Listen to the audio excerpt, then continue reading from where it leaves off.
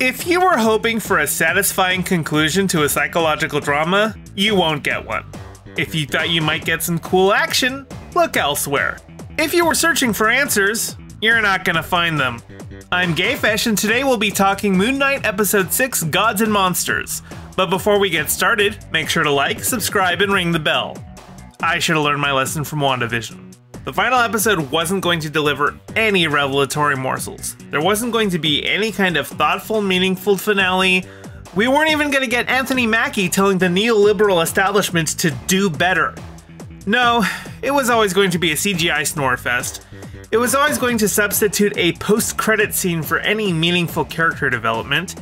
And worst of all, they literally skip a huge chunk of the action and treat it like it's some meaningful revelation about the character instead of the filmmakers being lazy and just not wanting to choreograph another fight scene. I don't know why I keep falling for this. Every week, a new episode of a Marvel series comes out teasing this might mean something important, and every subsequent week, nothing gets answered and we're left with either more questions or a boring third act CGI Marvel fight.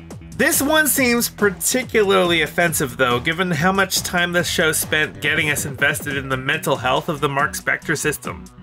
There is no grand revelation, no insightful information. Layla breaks the idol of Khonshu, Mark leads Steven through the gates of Osiris, and the two of them do some violence against a bunch of unnamed acolytes, all while a CGI bird fights a CGI crocodile in front of a CGI Cairo. Layla also becomes the avatar of Taweret, which leads me to ask two questions. First, why did Taweret not have an avatar on the council already? And second, why is Taweret's avatar given wings? She's a hippo. Last I checked, they are very aerodynamically challenged. We see the Spectre system shift seamlessly between Moon Knight and Mr. Knight, and they are able to defeat all the nameless goons and then hold down Arthur Harrow so they can trap Ammit in his body. And then Khonshu is like, kill them both! And Mark and Steven are like, nah, we aren't bound to anymore, as if stopping Ammit forever would keep them bound to him otherwise. Not that that choice matters, because the post-credits scene reveals the third personality, Jake Lockley. A weird name for a dude who speaks Spanish, but he's still Khonshu's avatar and kills Arthur anyway. Hey, you know what would have been better about this third personality I already suspected he had?